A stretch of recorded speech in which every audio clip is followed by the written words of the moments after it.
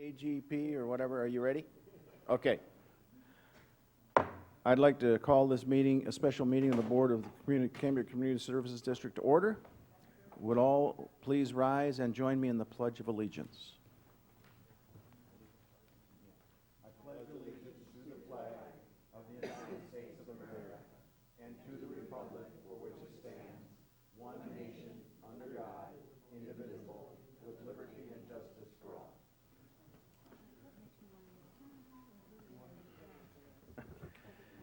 Thank you very much. There is a quorum. It's a kind of a small quorum today. I just got a note just a few minutes ago from the general manager that Mr. Thompson is not going to be able to attend. Is that due to a medical issue? Yes, yes. Okay, as we know, Michael's wife has some issues, and it was certainly justified. I also was notified a couple of minutes ago that Director Rice took it upon herself to go to the another meeting. There's a meeting in SLO County, and the agenda item right after 1:30 is going to be where the board is going to consider sending up their requests for emergency funding to the state, and one of the items that the board is highly recommending and putting forward is the Cambria project, and there's earmarked about $3.4 million on that. I felt that we had that covered. General Manager, do we have that meeting covered? Yes, District Council Carmel is there, and I've been in contact with county staff, and so yes, we do have representation there, and everybody feels comfortable that we're in a position for them to clearly understand how important this project is and the grant funding is for the community. So right. That's been well communicated to everybody there. Okay. And in that vein, I had an email exchange with Director Rice, where she had a whole group of issues that she wanted to make sure are covered in the budget discussion, and I will try and address those. But she felt it was important to have representation there, and so she is absent. But we do have a quorum. This is a special meeting, so members of the public wishing to address the board on any item described in this notice, which is the budget, can comment. Do we have any? I do have one. And by the way, welcome back. I have a public comment for Ms. Tina Dickinson.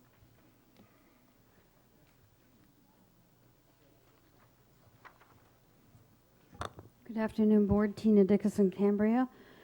It was awfully nice and green and wet in England, and I wished I could have sent some of that wonderful rain over, but unfortunately that's not the way things work. I don't see legal counsel. I guess he's at this same meeting. I have a question.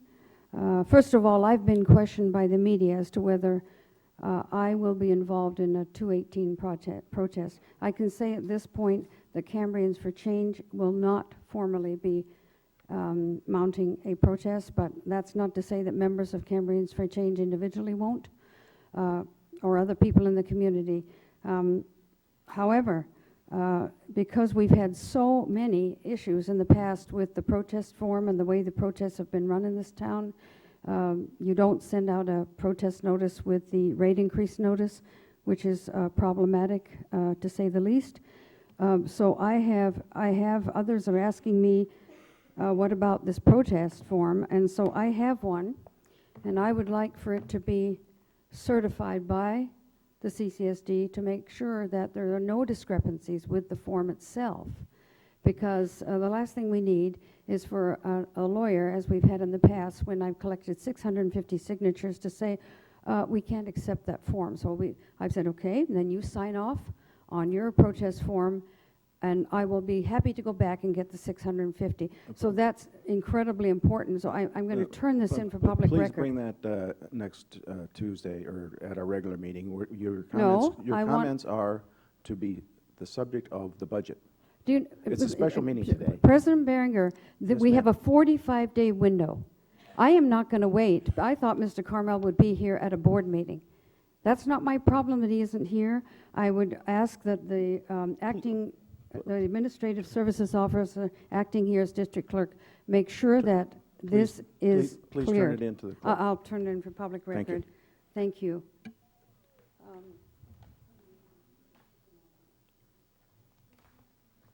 Okay, thank you. That was all I have to say at public comment. Okay.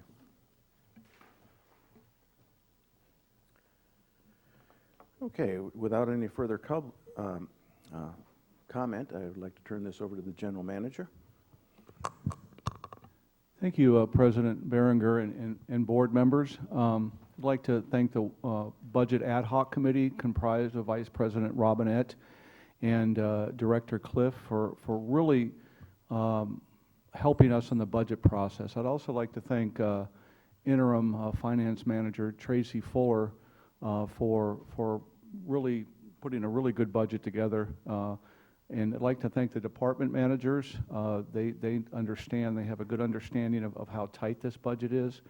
And also would like to thank the board for being understanding about bringing this to you on the 17th. Historically, and I just want to, this is for the community too, historically what we do is bring a draft budget to the board for consideration in May. And because we have so many things going on right now with the emergency water supply and the Prop 218 and everything else, that process was delayed to further complicate issues. We have a new finance manager who has jumped right in and has done a great job. This budget reflects the reduced revenues that we've experienced not only this year, but what we project to expect next year based on the Stage 3 drought contingency emergency and the conservation measures that we put in place. So what I'd like to do is I'd just like to, if it's okay with the President, just read the staff report, and then I would like to, as the second thing we do, is turn it over to Tracy. She has a brief PowerPoint presentation. The third thing is, once we're done with that, I'd like to have her come back and go over the spreadsheet she's given you. Then we can go in, I can go into the individual departments' budgets one by one and just talk briefly about revenues and expenditures for those departments. And I think it's important that we tie in, even though we adopt our goals in January, I'd like to tie in, just at some point in the discussion, the 3 goals that under President Berenger's leadership we adopted and where we are in these projects. I think that considering everything else we have going on, we've done a really good job on these 3 goals. And then just kind of bring it back to the board for discussion. So that's kind of a format I'd like to follow to our best ability possible. One thing that I would ask the board to do through a formal motion and today is after further talking to the water department last night, Justin Smith, our chief water plant operator, we have expenditures in here in the water department, I won't go into the details right now, of about $80,000, and that's to head towards our next generation of meter replacement. I would like to talk about maybe putting those on hold until next year and give you some reason why, and replace those with 3 projects that I originally removed for the budget. It would be a wash money-wise, $80,000, but I didn't realize that some of the things that I eliminated from his budget in the water department were directly related to the emergency water supply as it relates to SCADA. And so he told me in clear language yesterday that I need to put these back into the budget. And so I also came up with the money that would offset the cost. So if I could, let me just go ahead and read this today. And it's the recommendation from staff is to receive the preliminary 2014-2015 CCSD budget and presentation and provide direction to the staff. The fiscal impact, the fiscal year 2014-2015 CCSD preliminary budget establishes the CCSD plan for total anticipated revenues of approximately $7 million and expenditures of $7.5 million. This difference currently projected at $85,417 will need to be funded out of the available fund balance. The budget being presented has been produced in a compressed timeline due to the demands placed on staff in responding to priority projects relating to the emergency water supply project. The priority projects of the emergency water supply project, the rate study, and the required finance unassociated with the project have impacted finance staff particularly heavy. Therefore, this budget is being characterized as a rough draft in order to daylight the fact that some of the normal checking and double checking that is part of the budget development process is still taking place. Well, that's been completed, so we just want you to know that we feel pretty comfortable with everything that's being presented to you today. And some projections may require modification over the next couple days. Staff has been able to meet with the Budget Ad Hoc Committee, as I indicated earlier, on June 9th, 2014, to review the budget plan in its then state of development. Their advice and counsel of the committee has been incorporated herein. Attached is a preliminary budget for 2014-2015 for review. Key assumptions and highlights are included in the preliminary budget. The most significant assumptions are as follows. Property tax revenue growth is projected to be 2.1% over the projected revenue in the fiscal year 2013-2014. In other words, we're going to see a 2.1% increase compared to last year. This budget reflects a projected decrease in water sales of $271,891 and a related decrease in wastewater sales of $266,349 from last fiscal year. This is a direct result of the drought and the consequential severe curtailment of districts' ability to produce water to sell. The impacts of this fact can be seen throughout the entire district's service delivery plan as it reflects in the budget. Another assumption is this budget impact has been absorbed through an aggressive management of all estimated expenditures in all departments, not just the water and wastewater departments. The net decrease in expenditures across the district's department is approximately 13%. Personnel costs consisting of salaries and wages, payroll taxes, workers' compensation, insurance, and employee benefits are based on the terms of the existing memorandum of understanding, and they reflect the actual rates for the cost of living adjustments, retirement, and payroll taxes. Workers' compensation insurance increases are estimated pending receipts of the carrier's fiscal year 14-15 quote and invoice. Healthcare premiums are projected to increase by 4% this next fiscal year. Total budget operated expenditures, non-personnel, are estimated at 70% of last year's budget, or $2,529,843. Compare this to last year's equivalent budget of $3,627,114. This is a decrease of $1.1 million, so it's a tight budget. Next is my general manager's summary of the budget. It's a little more in detail. I'm not going to read it. It's about four pages long. I encapsulate what I've said earlier in the general manager's report, but it also goes into a little bit more detail. One thing I want to point out really quickly is this budget is more transparent than it ever has been before. You can see that there's several line items added into the budget as far as expenditures compared to last year, what we're proposing, expenditures for this year. So it gives the board in their policy-making decisions a lot better understanding of where we are financially from a revenue and expenditure perspective. But if you go into the different department expenditures also, it's a much more detailed summary.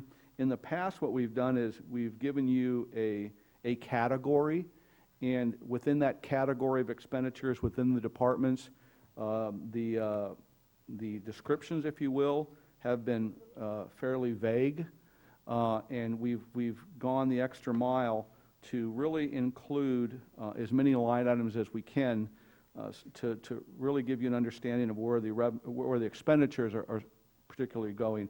And then when we get to the wastewater department, we'll show that we've listed all the lift stations by name instead of just having a general category that says wastewater. We list all the lift stations by name and the work that we're going to be doing in those areas. So with that, I'll turn it over to Tracy Fuller, our interim finance manager, and she's going to, I don't know if she wants to go over the PowerPoint first or go over the spreadsheet that this story sheet she's come up with, and I think it's a great tool to help us understand over the years from 2005 to now where our revenues come from and where our expenditures have gone. And I'll be aiding her and helping her to explain some of these large numbers in here. But with that, I'm turning it over to Tracy, and thank you. Yes, I'd like to go over the PowerPoint first, and so here it is.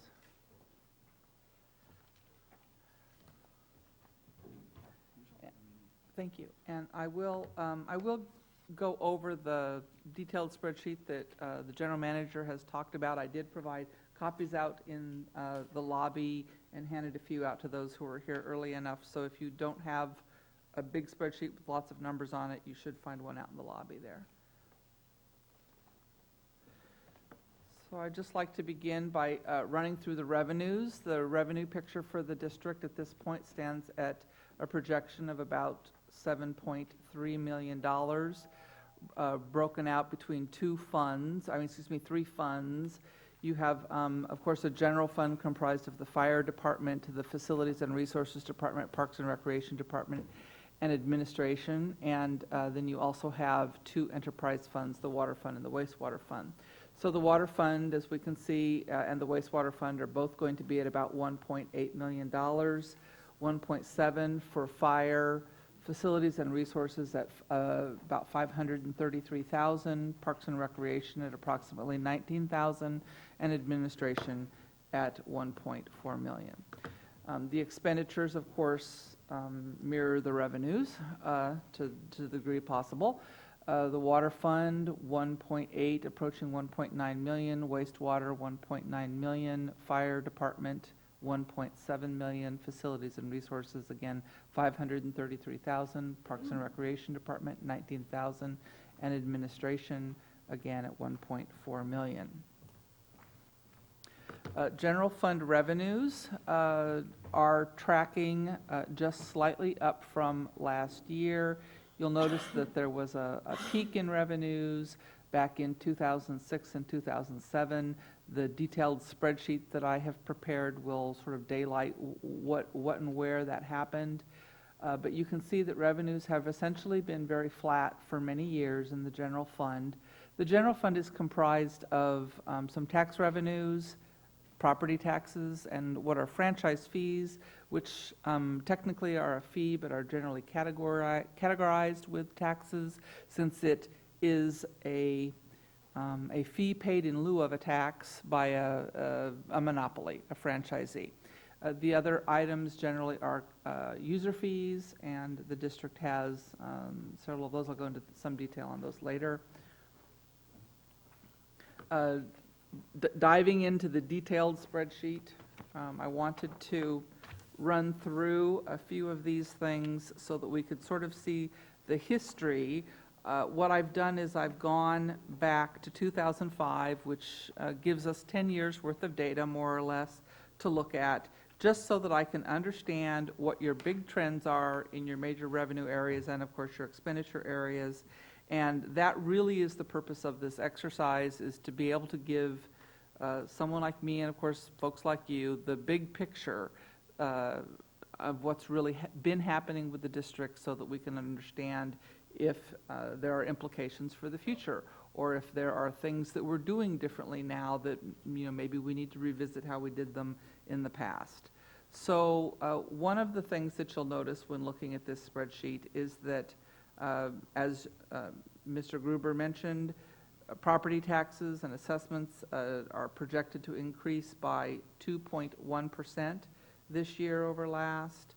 You'll notice that grant revenue, which is something the district traditionally has received a fair bit of, we don't have any grant revenues on track for the general fund.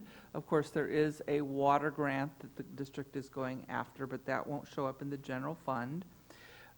And as I understand it, many of the grants in the past have been received and directed towards parks and recreation types of activities. You probably know that better than I.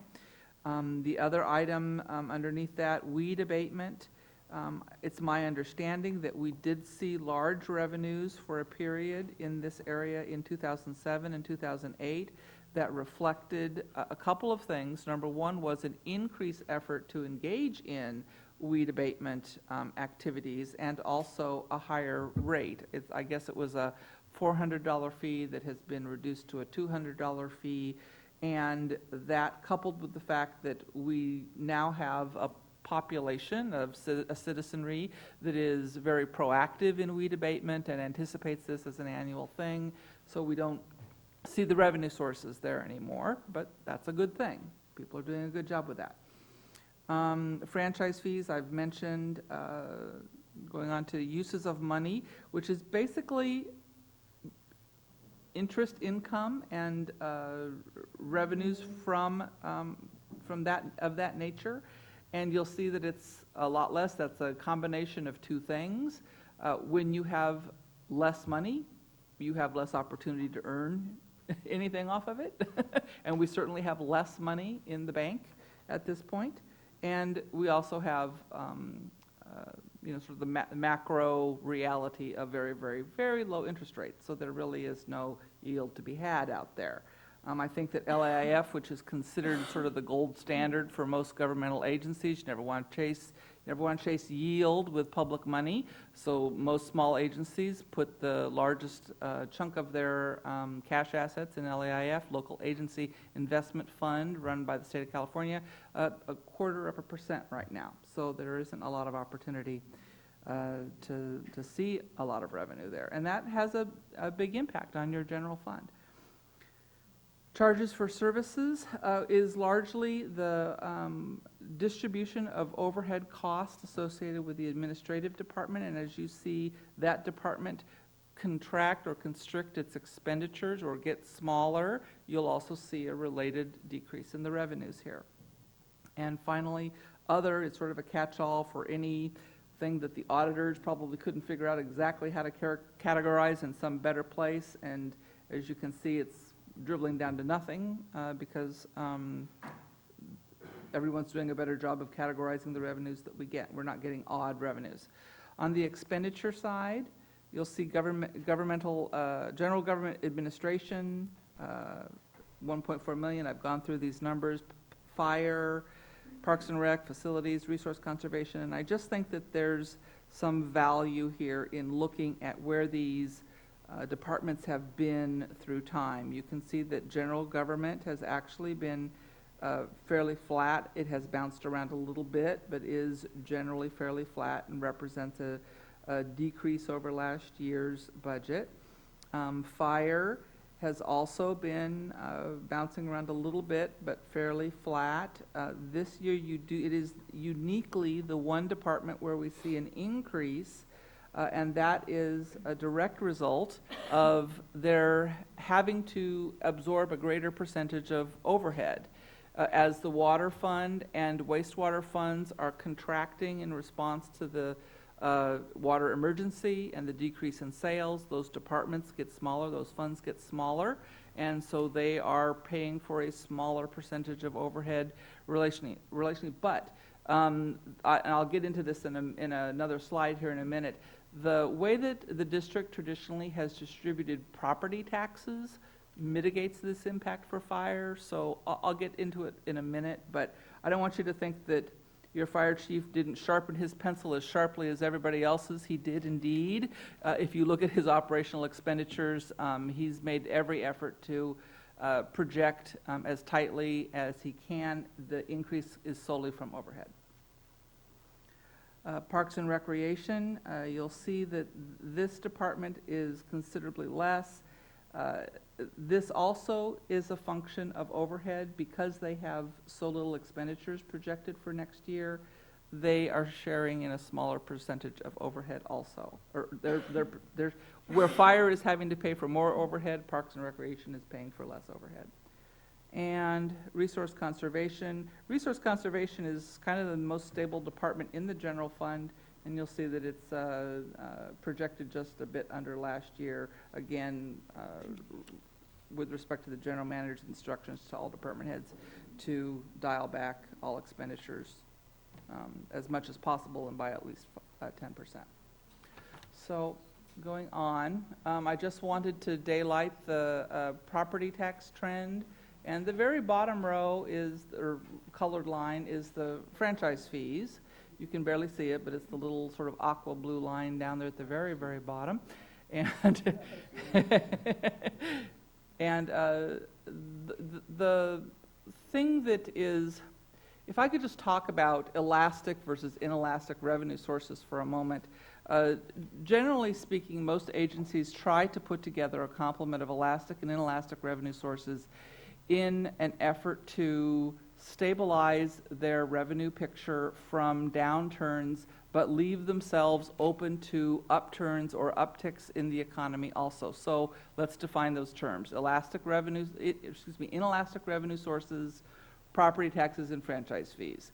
Property taxes are very inelastic because they're governed by Prop 13 and the downstream legislation that flows out of Prop 13 can only go up by a maximum of 2% a year, or by the results of reassessment of property that has turned over, has sold, and is now owned by it. So it tends to be very fast. The good news is that even in economic downturns, we generally, subprime meltdowns aside, we generally don't see property taxes contract horribly either. So it's considered sort of the most inelastic revenue source from that perspective. Franchise fees, also very similar.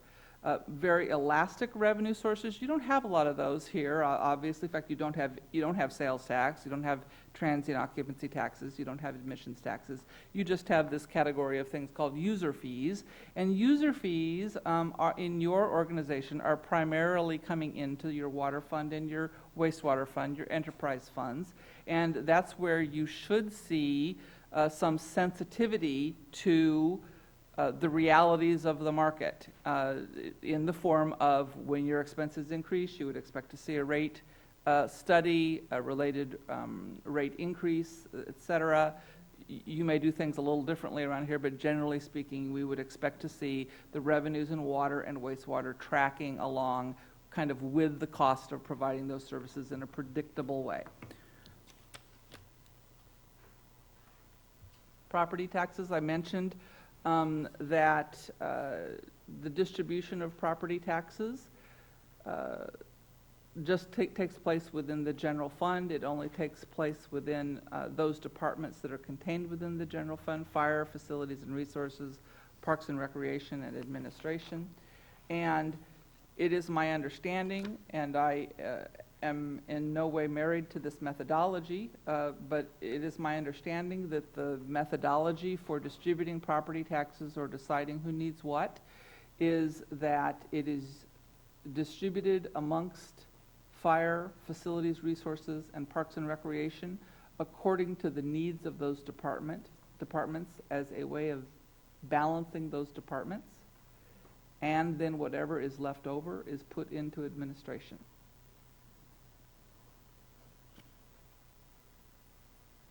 And so the variation from year to year there is not terribly meaningful. I think probably the only place you can find something interesting on that chart is if you look at administration. Clearly, property taxes have gone up, but administration's share of property taxes has gone down because fire, facilities and resources, and parks and recreation needed more property taxes to balance their budgets. And that kind of drives us into looking at the detailed revenue line items in those individual departments, which we'll do later. Actually, we'll do that now. So just taking us back to this big picture again, I do want to talk about the general fund balance a little bit, and I want to talk a little bit about the fact that the organization has tended to use the word reserves. And I am going to gently, over a period of many months, try to abandon the use of the word reserves and replace that word with general fund balance, fund balance. But I want to explain to you where that came from and kind of the why, so that you'll understand why I'm migrating the terminology that I'm using. So reserves in this organization has been the number that exists in our LAIF bank account. We've called that reserves.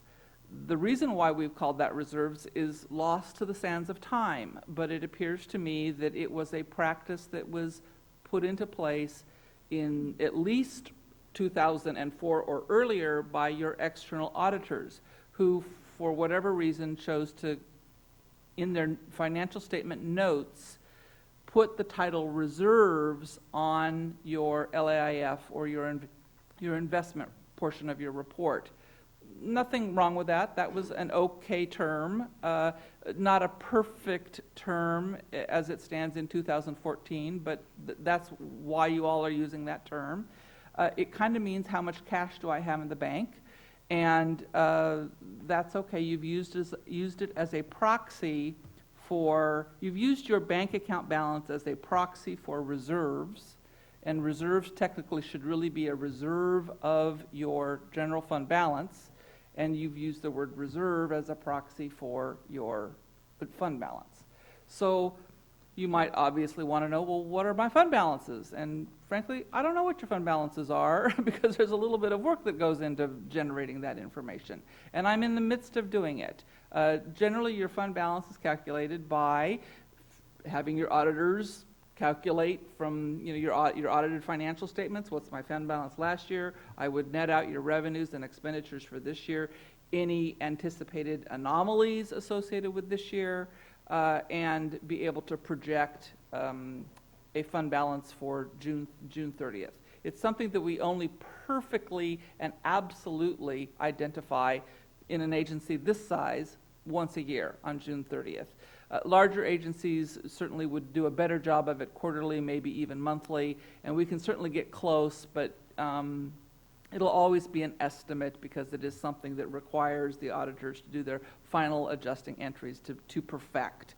But when we're talking about taking money out of reserves, we really ultimately want to be talking about taking money out of our fund balance.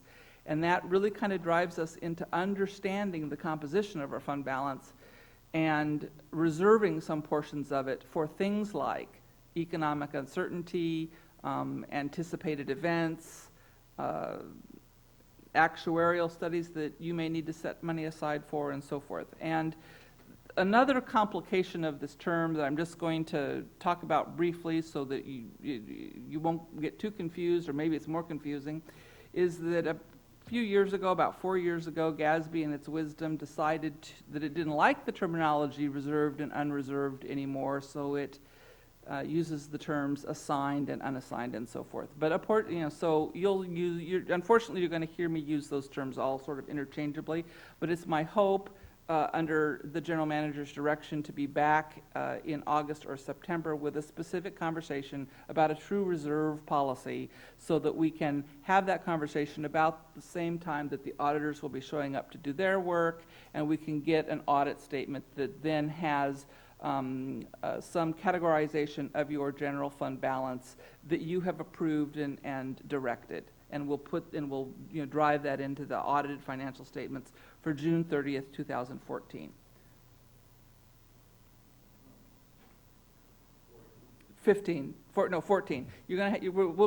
This fall we'll be auditing June 30th, 2014. Right. Yeah. Okay. Yeah. No, good question. So going back to the fund balance, you might recall that I've been very concerned about the fund balance because we do have an emergency water supply project, the costs of which will exceed our ability to fund it. So we'll be required to finance it in order to complete it. And that financing will not be put in place in the absence of the lender being satisfied with water rates.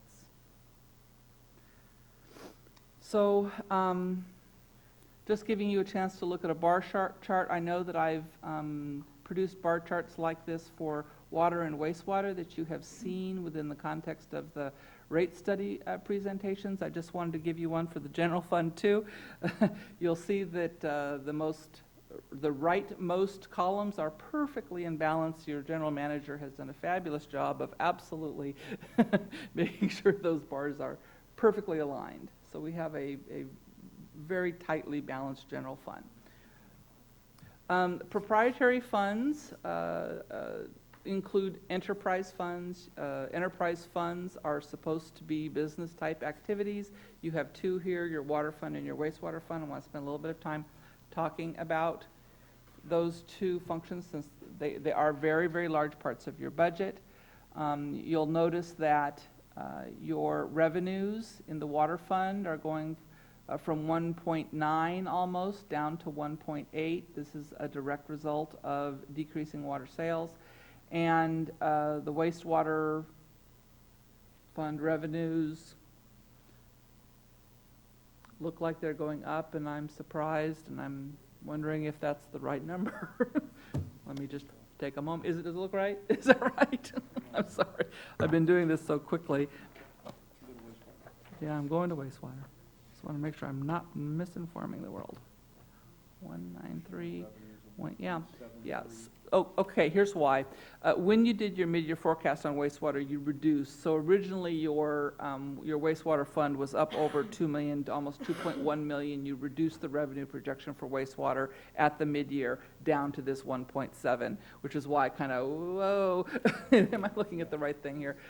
You have made an effort in both of these funds to respond to your water emergency, and that was reflected in your mid-year budget forecast, and these numbers do reflect that mid-year budget forecast number. The expenditure side of the water fund, $2.2 million, going down to just under $1.9 million, and your wastewater fund tracking along at 1.9 to 1.9 in the year-to-year comparison. You heard me mention the decreasing water sales, and you have seen this chart before. We do know that we had a comparison for March and April of 2014 compared to the budget that gave us some indication that overall revenues were going to be down 2% for that period, and we used that in both water and wastewater as a indicator of what would likely happen in the first 6 months of 2014, the first 6 months of the next fiscal year, 2015. And here is that same figure drilled into a 8-month period or 8-month period that we had at the time that we produced this information. Again, we use this contraction to project water sales and wastewater sales in the FY15 budget. So looking at your water fund, again, your general manager has worked very hard to bring these two funds into balance, the water fund and the wastewater fund. And he's had to do that through a combination of decreasing operations, but also really taking a very hard look at your infrastructure or your capital improvement list. And I realize you can't see this, and the point of this is really just to reiterate the fact that you have this big long list of unmet capital needs, and it continues to be of great concern to your water and wastewater staff and to your general manager. Your general manager has put into this operational budget for FY15 only things which he has determined to be the most critical, necessary, or having the opportunity to achieve some cost savings. If you want to go through the line items in the budget, he can talk about those things in greater detail. And that'll conclude my PowerPoint presentation. Would it be possible, General Manager, to go back one, just second last slide? Second to last, okay. That one. Yeah, this one. So, I believe when you came on, you pointed out the fact that we're expending money. We're using essentially general fund money Yes. to support the rates that haven't, the water and wastewater fund. Mm-hmm. So this is the big difference, I think, that, we've come to believe. We already had the rate study underway. We have operated for many years doing this, but it's obviously not the right way to go. It's not legal, actually, for us to take rate funds and apply it to the Fiscaliti Ranch or something like that. However, it's certainly, it's not illegal, but it's not smart to continue to use general funds to support water and wastewater rates, and that's where you had an issue. So I just wanted to point that out, that in a way, by not having the appropriate water and wastewater rates in place, we were always dipping into the fund. Yeah. And only through the efficiencies that I think happened in the last few years by the general manager, and using essentially general funds to do some very much needed infrastructure repairs, has this been going on in a way without us adjusting the rates, but we need to adjust those rates in due course. I That put this was a slide- summary to me. Yeah, I didn't go into it in great detail here. I sort of glossed past it a little bit, but the reason why I put this slide in at all is just to remind everybody that if I actually brought you the GASB definition of an enterprise fund, it would say that the commitment on the board's part is that that fund be a self-balancing set of accounts that pays for itself, that doesn't require subsidy of general fund taxes, et cetera. And I would be happy to, bring that to the fore if it would be helpful. But the practice of subsidizing an enterprise fund with general fund tax dollars, and let's be clear that it's really the general fund, it's the property taxes, it's the franchise fees. The practice is unusual, not illegal, unusual, and does rub up against the definition of what an enterprise fund is supposed to be. It's supposed to be a business type activity and not require a lot of subsidy of general fund taxes. And let's remember that in the general fund, those functions that are supposed to be receiving those general fund taxes are fire, parks and recreation, and resource and facilities.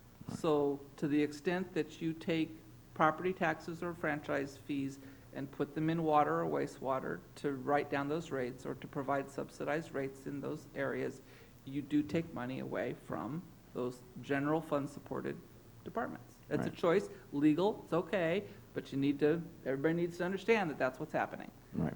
And because we're talking about the budget, it gives me an opportunity to actually talk about this, and is that, I've noticed, I've only been here for 15 years, but I've noticed that over the years, the CCSD is getting more and more responsibilities. We have a ranch now to maintain. We have lights. We never even had lights. Lights. A trash can. Well, trash is a franchise fee. But we have these other things that the community wants, and the community wants a bigger and greater fire department. It's been growing and growing, but we haven't grown in property tax. We likely will not from a percentage perspective.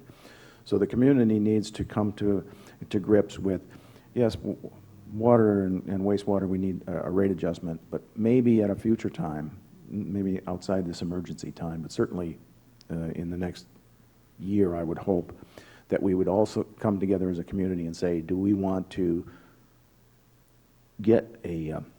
start trying to maintain the forest?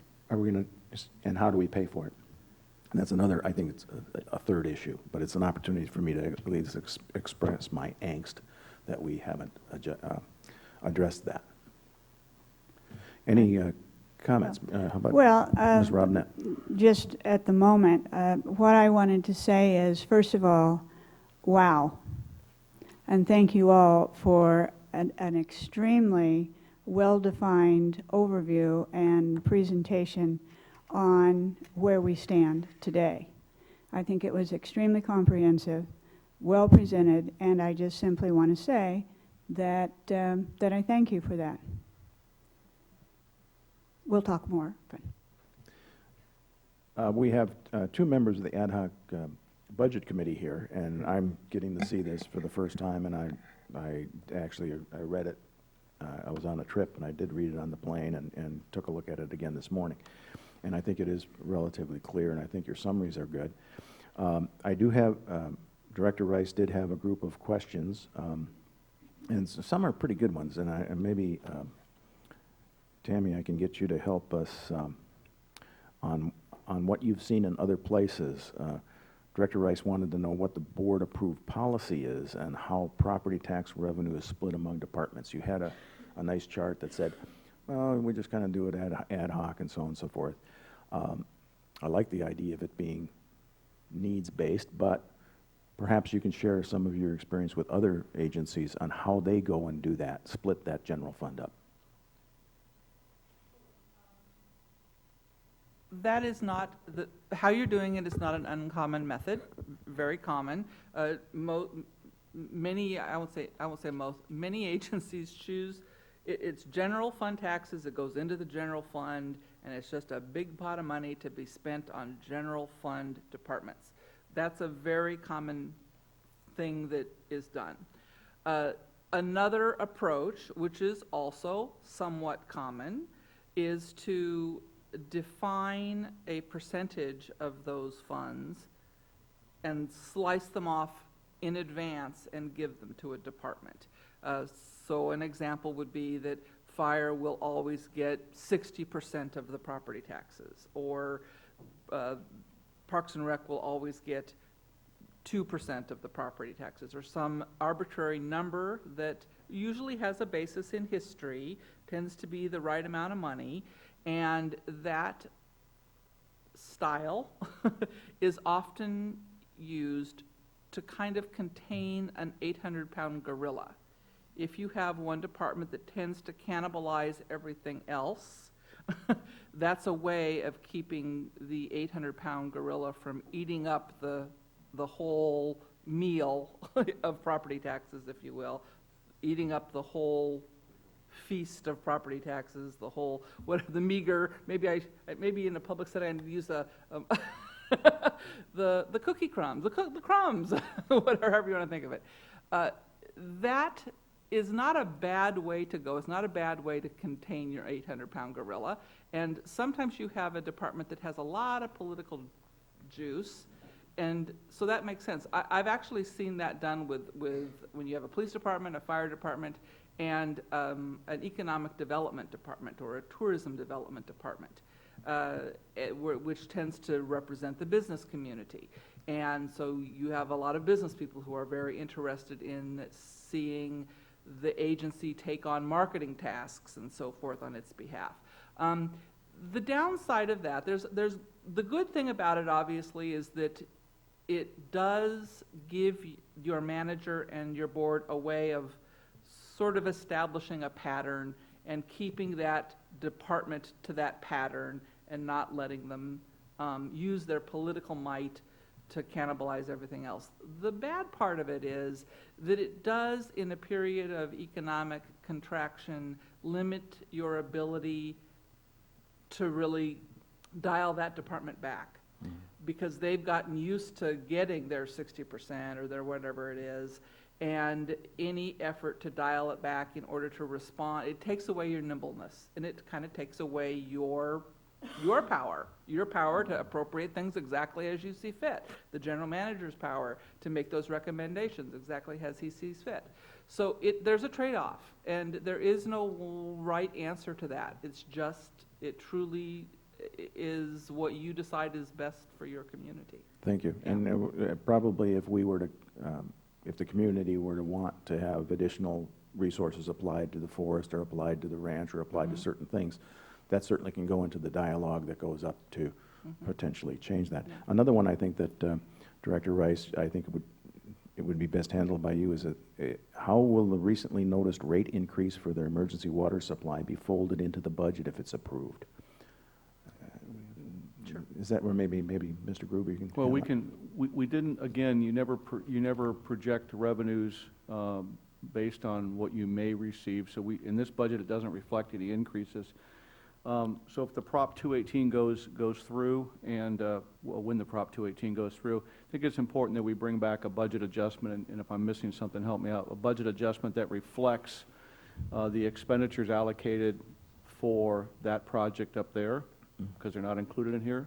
So you have an area for expenditures, but you also have an area for the revenue part of it to also reflect any adjustments that the board may feel is appropriate based on grant funding that we may be getting, and those type of things. So again, this document is something that can be changed, but not only as part of the mid-year budget process, but with all those moving parts. So it's a very good question, and when those things happen and when we start to see those revenues and expenditures come in, I think that we should bring it back to the board and make an amendment to the budget to reflect those, including any adjustments that the board may feel appropriate relating to the proposed rate increases, relating to grant funding that we may get, that we will get.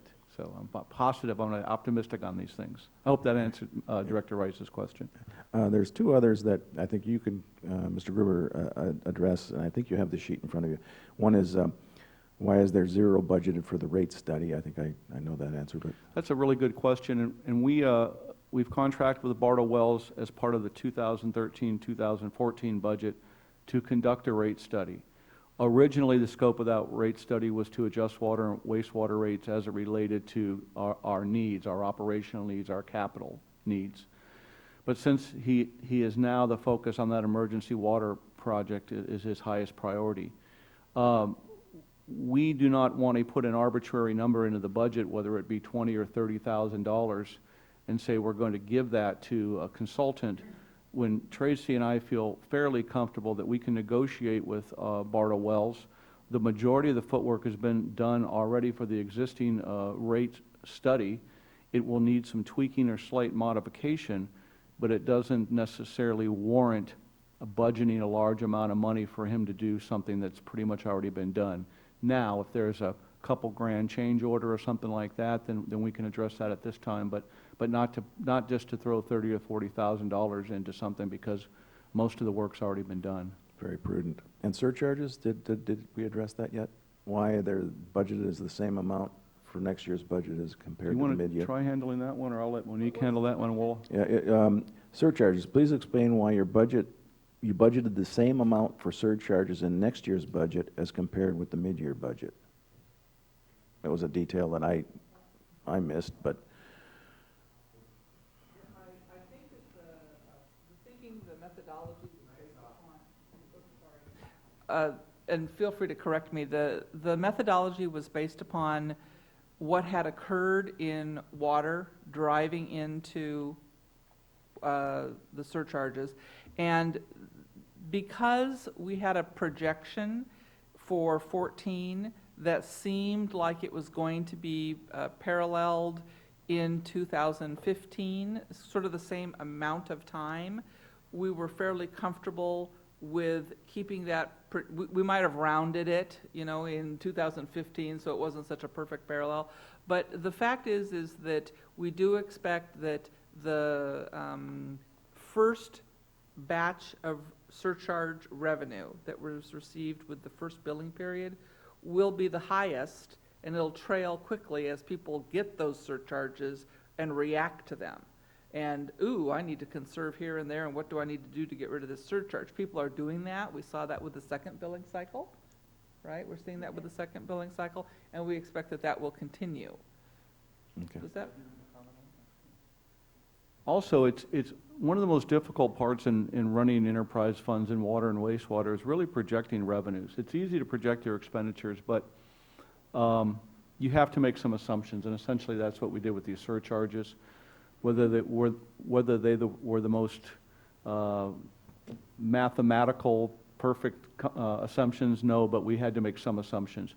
And just like we had to make assumptions for water sales, and we had to make assumptions for wastewater sales in 2014, 2015, and we did that based on trends that we saw occurring since the board put the Stage 3 conservation measures into place. So those revenues that we projected for this coming year are really based on January through December's billing cycles of last year, or December through July through December. So you have to just kind of look at what your billing history is shown, what your production history is shown, and you have to make some assumptions. Good. Well, I was just only going to comment. I do again say I think that you, all of you that have been involved in this, have really used the history and the trends to forecast. Forecasting is the best we know to believe is going to happen to ensure that we're going to have a budget that is balanced, that we're going to have the services we need. But I agree with you. It is that I think you've built in a budget too that does have flexibility depending on the rate increases, depending on grants, which will, change the picture in a very positive way too. And if I could, President Berenger, if I could just spend, if it's the board's pleasure, but just spend a few minutes going through the budget pages. I don't want to, a lot of the information was shown on the board, but I want to make sure, there's just a few things I want to touch on. Sure, please do. If we could start on page 9 of the budget. This is the organizational chart, and this is something we already include. I'm sorry, was there? No, I had a comment on the org chart. Org chart, but you want to go ahead and make it first so I can? Yeah, I noticed that utilities, water systems and water system supervisor is under the district engineer. Well, actually, we've eliminated the utility manager position. Right. And what we'll be bringing to the board at the 26th meeting is recategorizing, if you will.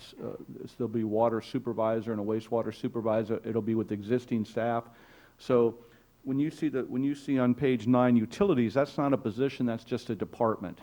And so they answer directly to Bob Greshams. Now, you're probably going, how in the heck can Bob handle anything else? And that was my comment. and the answer is he can't. But I think it's important that, I'm actively involved in operations out in the field, but what I think is important is the communication factor, and that breaks down a lot of times, because you're talking about very expensive capital projects, and in many instances, operations does not communicate with engineers, and engineers do not communicate with operations. Admin and finance don't, So what I wanted to do by putting this the way this is not necessarily where Bob has to run out and see everything that they're doing. We will have supervisors in each of those departments. But that Bob is communicating, and then Bob also is directing those capital projects, because you go into a lift station, you spend $100,000, and the operators, the supervisors, or you're improving your SR1 well or something like that, and the supervisors out in the field are doing the best what they think they can do, but there's some engineering components. So this goes back about 2 years ago. I had this structure set up that way. So just really quick, what we're doing is we're also combining the administrative services officer position, which is Monique, and the district clerk position. But if you see over here on kind of, you go right down below the general manager, you'll see administrative services officer / district clerk. Those are going to be combined into one position, but in all fairness, we have to be able to give that individual some support staff, because now she's going to be running 2 departments, and so she'll have a confidential administrative assistant.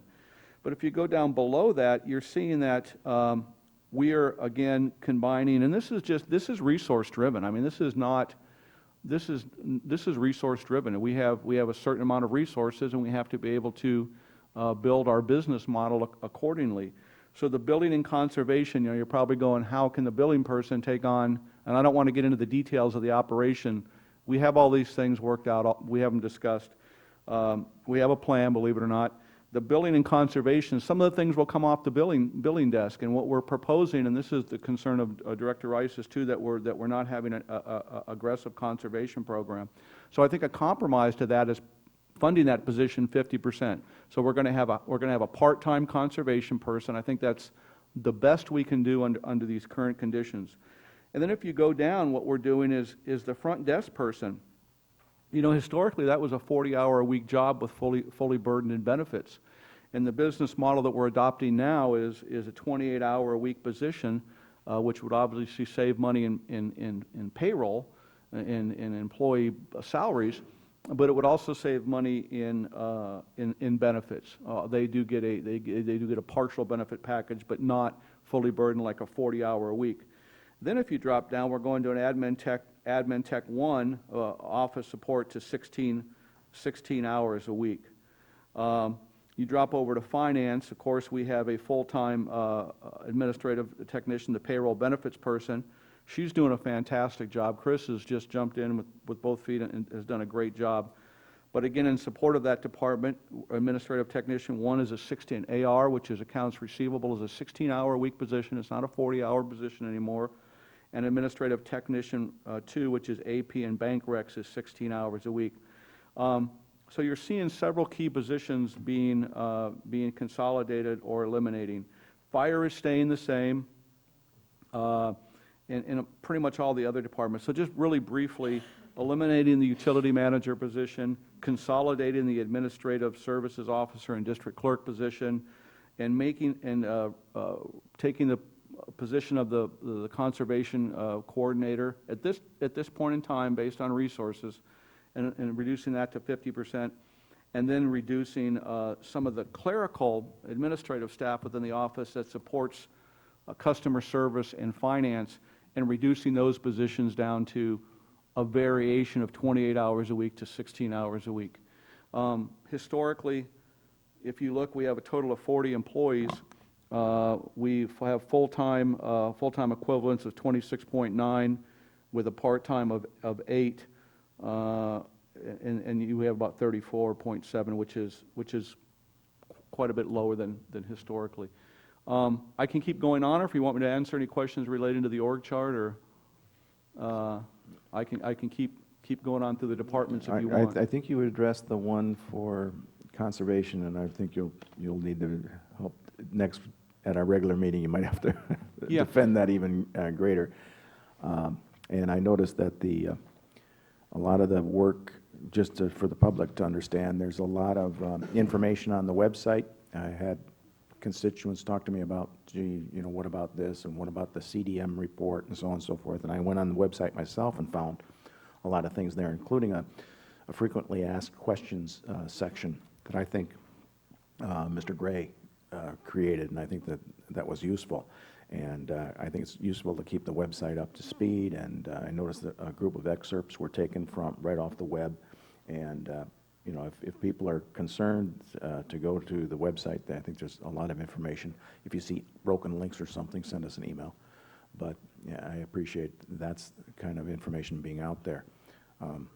But do the other directors feel that they need to drill down into greater detail?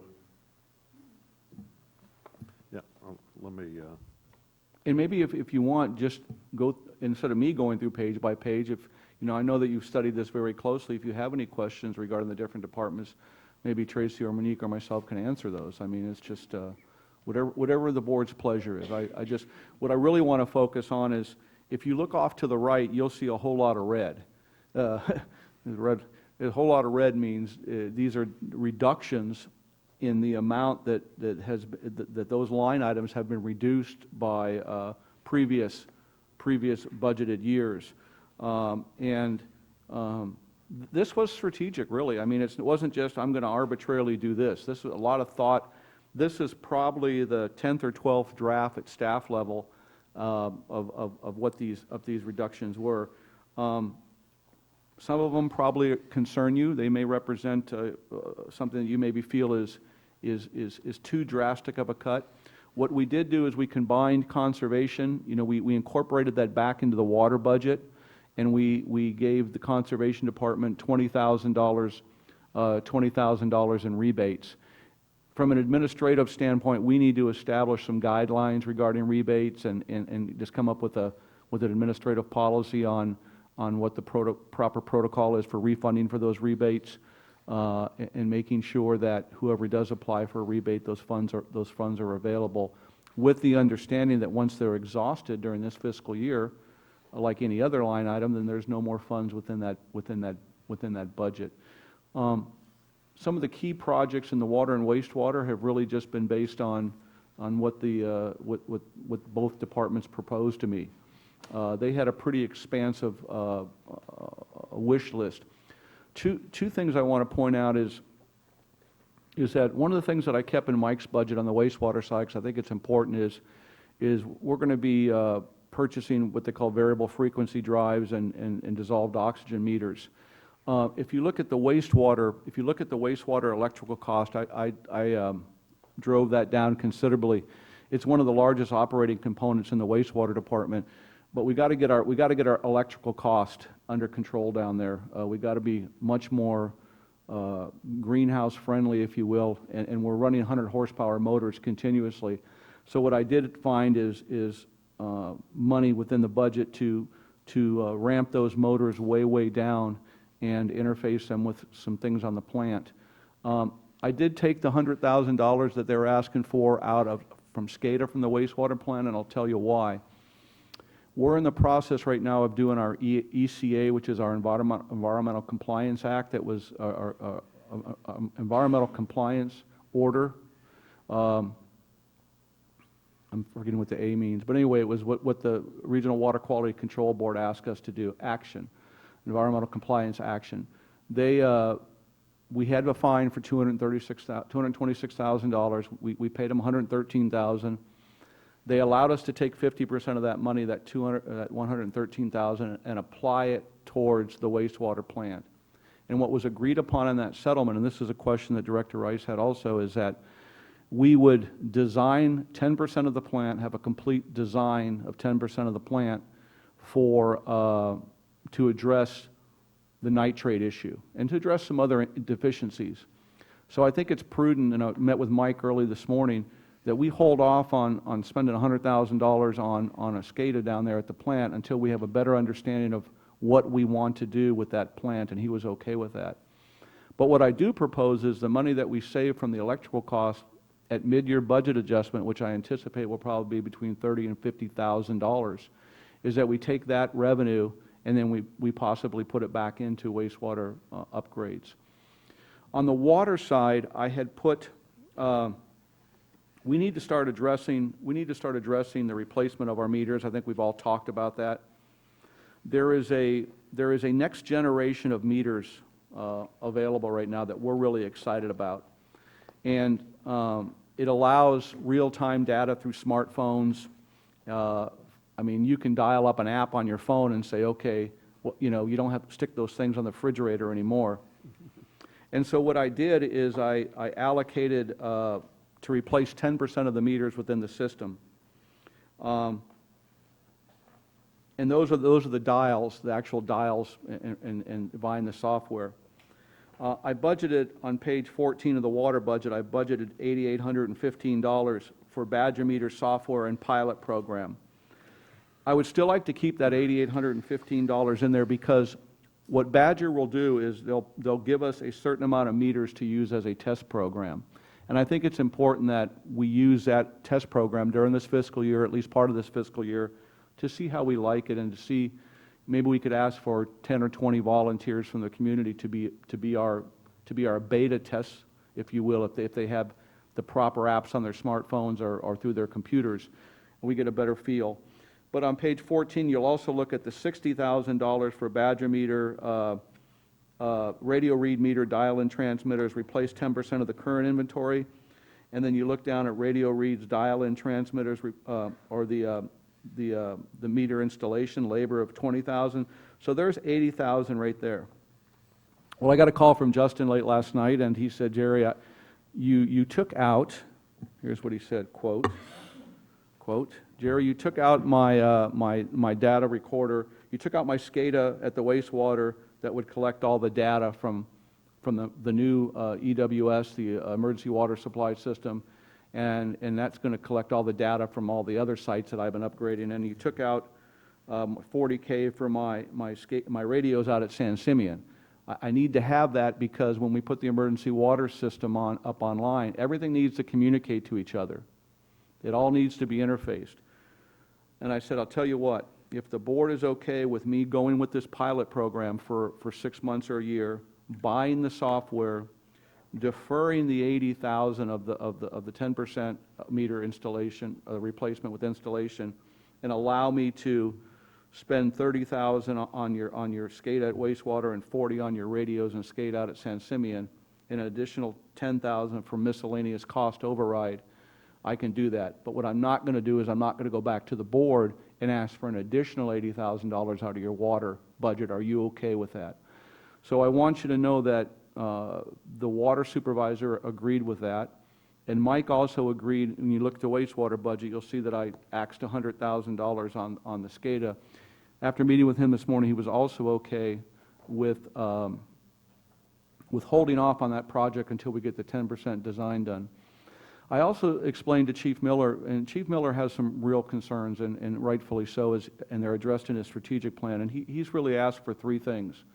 As you know, it hasn't been announced officially, but he's retiring in May, Cinco de Mayo of 2015, and he wanted to be able to bring an assistant chief in and train him or her, him or her, thank you very much, him or her, to transition into that position.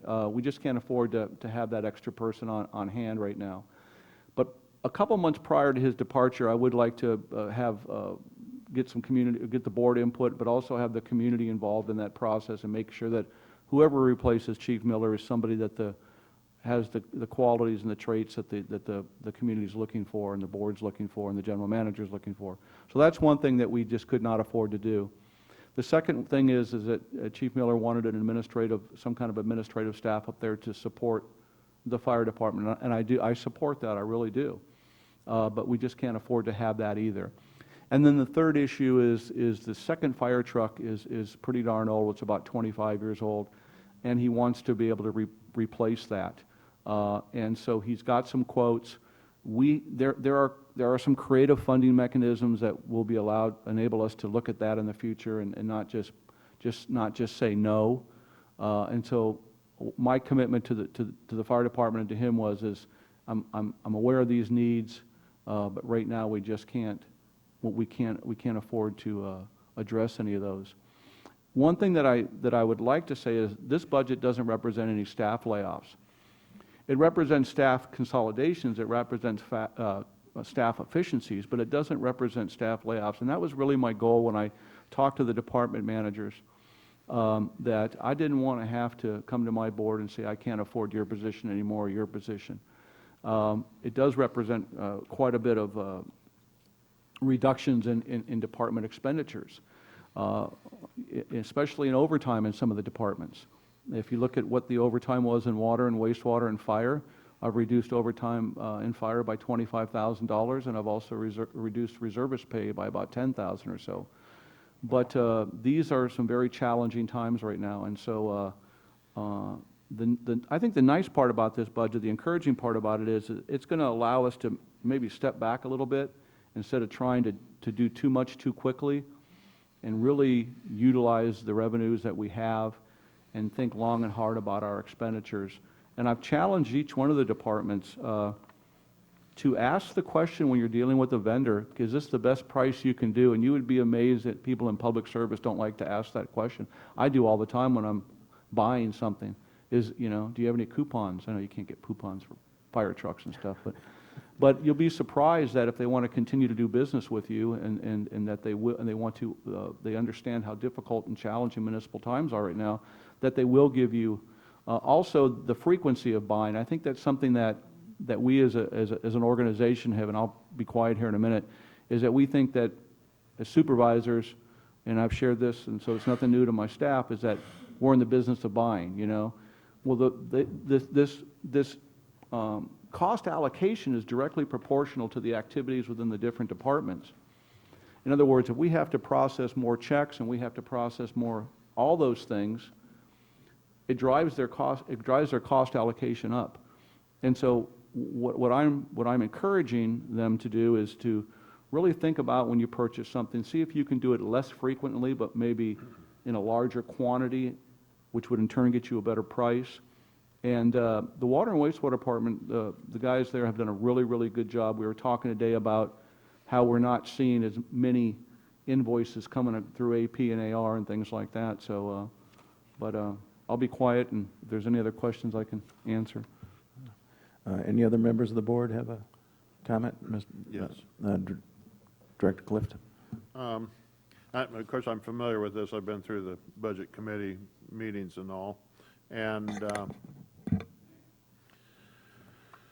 I appreciate the extensive data that was provided. But I do want to take from a board position of saying, I don't really want to see at a future time board members or members of the public constantly asking the question of, on each one of these little bitty items, why you missed it by $1 or $2 each side. I think that's what we pay you for. And it's nice to have this for the start, but what I'm most concerned with is the expenditures of the category. That's where my concern, and I think the board's concern ought to be, is that category expenditures are what we might be looking at. I'm not particularly concerned about whether it's supplies or lab tests or what the change in matter there is. I think that's between you and your staff members for your discussions there. So I appreciate all of the information. Sometimes, and that's good for transparency and how you came up with a figure for that category. But in the future, I would be looking at the category figures rather than the individual ones. An example of your discussion here with trade-offs with your managers that make sense and stay within the category number. I think that's why we pay the general manager and the finance and the managers to come up with that suggestion. I'm always intrigued with administrative overhead. If you go to page 28, which is the administrative department,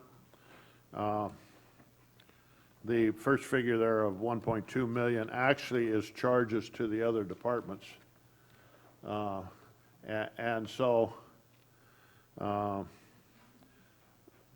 effect, this minus 83 means that the other departments are paying 83,000 less in expenditures than they did in the previous, and that's good. And so I'm more concerned with that administrative overhead expenses don't get out of control, because although you pointed out that it is improper to use water and wastewater as a means to finance general funds, this is an area in which you always have to be alert, because it is a way to fund general funds by water and wastewater rates. And so had this been, if you were going into a rate study and talking about a rate increase, and this was an increasing number, I would be very concerned. I'm glad that it is a decreasing number, because it does reflect that the other departments are not are getting some kind of a break in the expenses that they're having to pay for administrative overhead. Other than that, I appreciate all of the work. It's a budget that's we're going to have to, if it comes out perfect, and no budget ever does, all budgets are just are roadmaps rather than exact numbers. We'll have to take some money out of excess funds, or whatever you want to call them. But all in all, I think it's one that we can live with, and one that, depending on what the economy changes and things, it may still be able to come out as a fairly even budget. Well said. And Director Robinette? Okay, and on that too, I just wanted to comment a bit. I think the budget that we see here in the format, the presentation, and the detail, I like categories. Actually, I like bottom lines. I like big picture. However, I think it is so good to have full disclosure, full transparency, and certainly you have gone over and beyond on ensuring that everyone sees everything. It's really good sometimes, because we don't always see the sort of the backstory or what's behind a category. And I believe even with like personnel costs, I think it's really important that people see what's the full bottom line to personnel cost. Is it their salary? No, it's not just their salary. It is health benefits. It is retirement. It is CalSTRS. It is the COLA. It is all of these other things that I think give people a much better idea of even just questions we have like, well, why does that cost that much? It's because there's a lot of detail to what makes up the bottom line. And so while I certainly know and expect we won't have this kind of comprehensive report all the time at our regular budget meetings, I think in building the budget, it's critical we all see exactly how we came out with what we did. I think you've all done a tremendous job with the department heads. I think it's probably been quite a professional development, staff development opportunity for everyone to really get this involved as a department head. Coming out with an overall decrease, because we need that overall of a 13% reduction, is really suggesting that we're getting as lean as we can, and yet certainly not, I don't feel we're within the budget that you've presented, that when these key things come up, like what the water supervisor, Justin, suggested, there certainly is always still that give and take too. So I appreciate that. And I'm excited about this thing we're going to start doing with the Badger meters too. It's a small step, but I think it's going to be really valuable information using technology and seeing if we can't, as individuals, ratepayers, can't have better access to how we manage our own water use. One final comment that I'd like to make is, yeah, I think that just as we did the emergency water supply project, we forecasted a worst-case scenario on how much the emergency water supply project would cost, the worst-case scenario on how much fee recouping we need to get, and we might have some happy circumstances come out, but we may not. I believe that this budget says that even though we continue to dip a little bit into that LAIF account, we shouldn't be doing so, and it's as draconian as you're just trying to match income with expenses. So when we do resume the rate structure, I'm sure that no department head is happy with this budget. No, your administrative circumstances aren't happy with it. But if we can come up with some relief in a rate, this shows that in the worst case you can do it without it. But we need to address those issues because we can't continue to defer things forever. So I think that if I'm right, this is the worst case scenario in a way, because we're not going to sell much water, and there's no hope of actually doing much more. And if we don't change the rates, this is what we're faced with. Is that correct? Yeah, and I think to kind of categorize staff, I think that they absolutely support the direction this board is going. You've taken some pretty bold steps to resolve once and for all the water situation within the community. So I think they get it. I think, and they stand behind you, and they stand behind me, and they understand that ultimately you're also committed to making sure that the rate structure, whatever it is in the future, is going to be able to meet their needs. I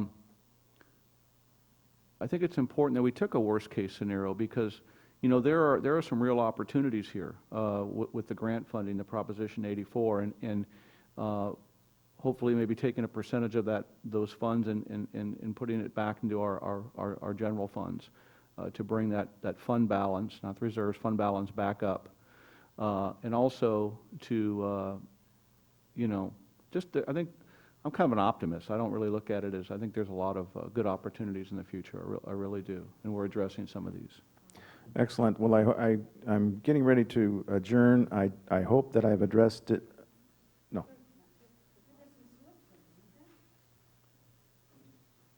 Oh, okay, sure. I didn't see it. More than one? Okay. We'll start with Ms. Dickinson on a public comment, I suppose, on the subject. Okay, hit it.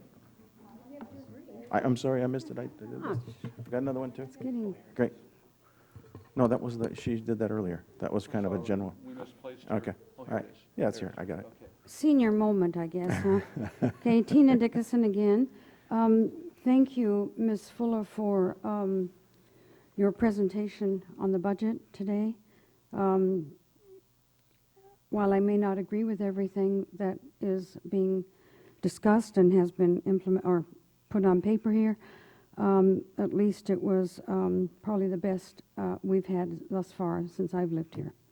Okay, that said, I have a question on revenues, first line property taxes and assessments. Could you please explain to me, you said there was a 2.1% increase for the next budget year. When I looked at the 2014 amount of $2,270 and $650, and I deducted that from the $2,379 and $30, I came up with $1,083.80, which certainly doesn't represent 2.1%. So how did you get to that figure? Sure, you can answer the questions. The 2.2%, it is confusing in here, and I do apologize for that. The 2.1% refers to the best estimate that we have from the county of San Luis Obispo of what we're going to get for 2014, increased by 2.1%, and it is only property taxes. You also have, in this budget, there are actually two items that show up in that line item, property taxes, and there's also an assessment. I know, but Yeah. 2.1%, according to my figure, comes out to $475,806. So I'm, all we've got here is is I'll have to 1,083. bring the detailed numbers Yeah, to well, you. that's considerable. So I just I'd point be that happy to out do that. because that's revenue, and we need it. So Miss Director Robinette, you mentioned the word forecasting. Yes, a very important word that I believe this board didn't even consider forecasting in a second year of drought, where their goals and objectives were to lift the moratorium and pass an ordinance to issue intent to serve. Nothing could have been more ridiculous from most of the Cambria's community. And now we find ourselves with not a $2 million emergency water supply project, but from what I got back when I got from vacation, 11 million, 10.86 million with 350,000 estimated for maintenance, nothing said about energy.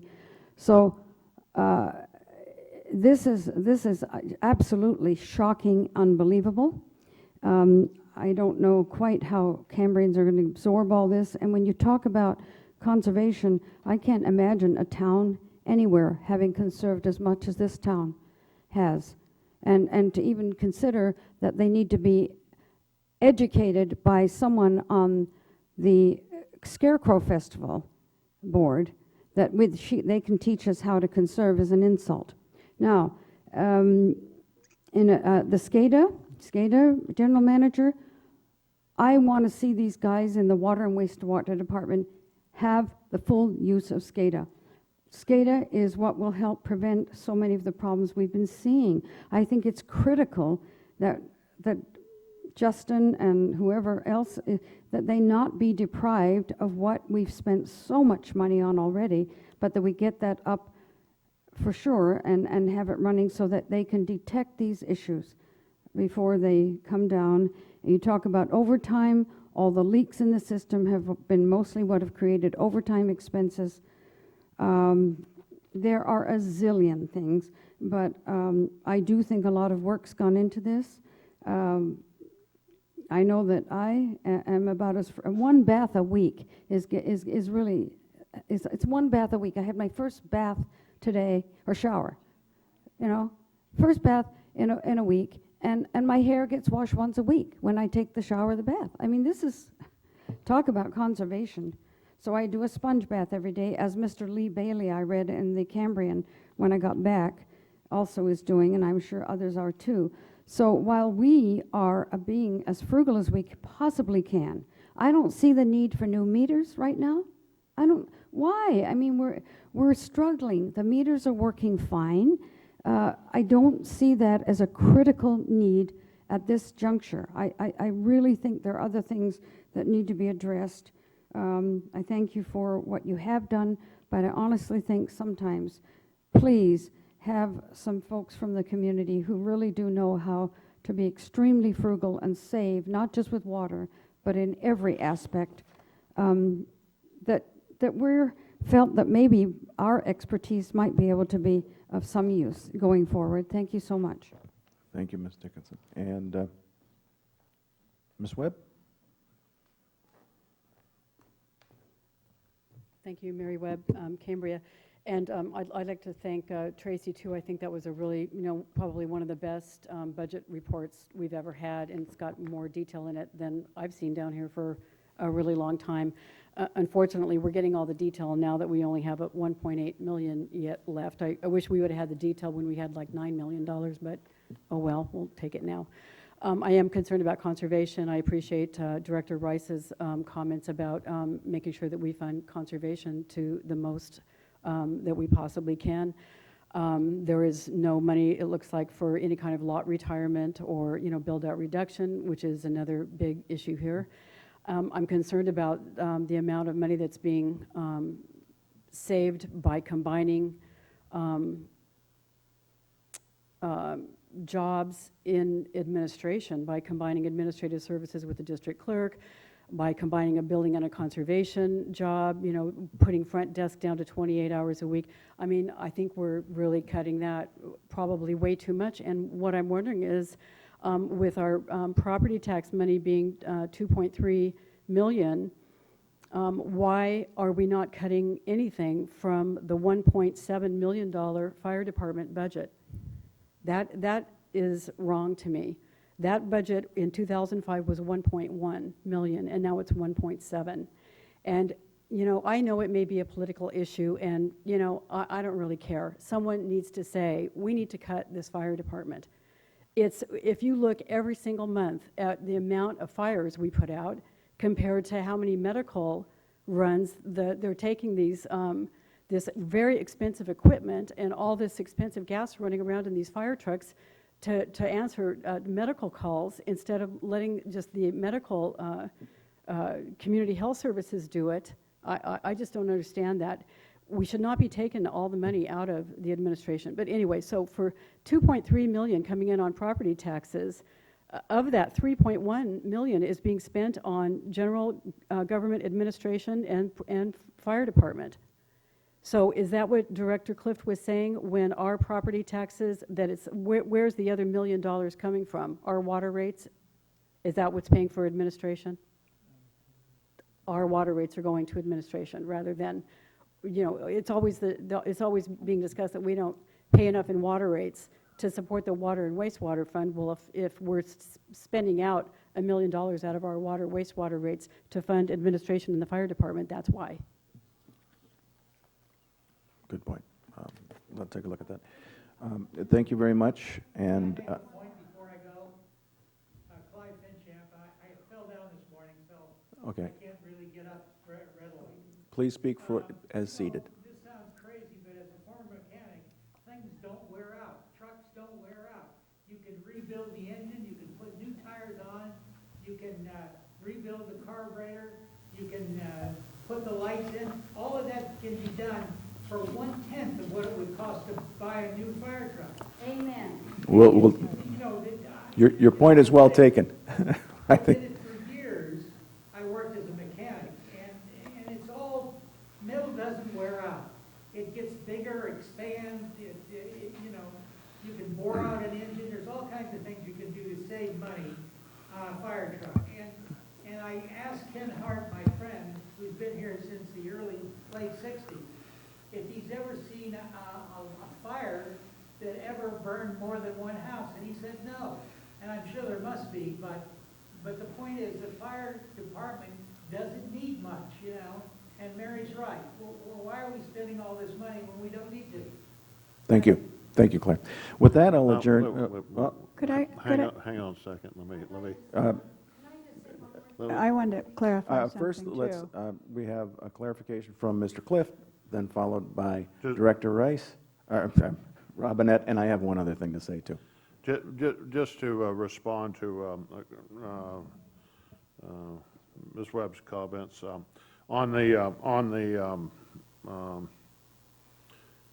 on each of the pages where you can look down for allocated overhead for that department, that's the amount when you combine all those together comes up to that, where you go back to page 28 and come up to the 1.2 million. So you can see what each department is assigned in terms of allocated overhead. So I like the fire department is $302,000. And allocated overhead is the personnel work of all the things that is done within the general administration for a particular department. But each of that's one of the, that used to be, it was divided between so-called personnel and operations, and now they've combined it into one number, which I thank Tracy for that. And so when you look at each of the department ones, the allocated overhead is the amount that is being charged to that department.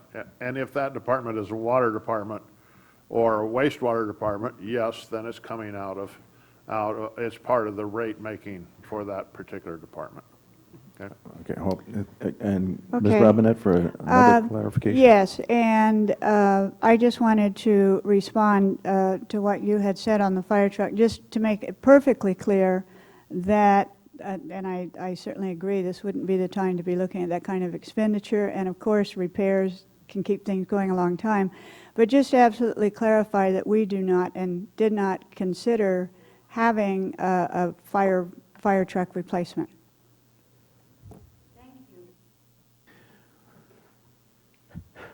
Please, if you have one more comment, are you all set? If it applies to the budget. Okay, good. Absolutely. Of course. I usually don't violate that. Okay, but here's a scenario. The other night, my 93-year-old neighbor, I was out gardening, 2 fire trucks come up, first CAL FIRE in their lovely old fire truck, and CSD in their shining, beautiful, newer fire truck, and then an ambulance. And she was taken to the hospital by ambulance. All I can say is when I go to Claremont or I go to LA, I don't see these great big fancy fire trucks. So I'm sorry, Fire Chief Miller, you're axed because we're not gonna pay for it. Get the grant you were talking about, but quite frankly, we don't need another fire truck. So that's all I have to say. Thank you very for much. letting me say it. And if I can make one final comment, I think I've addressed most of Director Rice's comments. Monique, if you have a couple of extra copies of this email, you can put it in the back in case I didn't.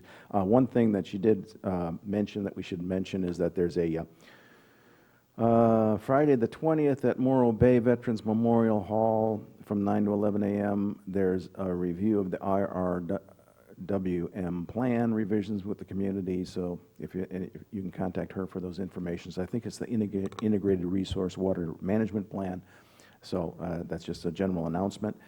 With that said, President Berger? yes, sir. And we did, and Tracy and I answered the questions, and so what we'll do is we'll send those answers to Director Rice, and we just didn't get a chance to get to it yesterday because we were putting this together. So we answered all the questions, and we'll make sure all the board gets answers to all those questions too. So Right, we did take the time to answer them all, and apologize for not getting those answers too. And I wish you had been here, actually. I hope that, but we also have important business throughout the county. With that said, the meeting is now adjourned.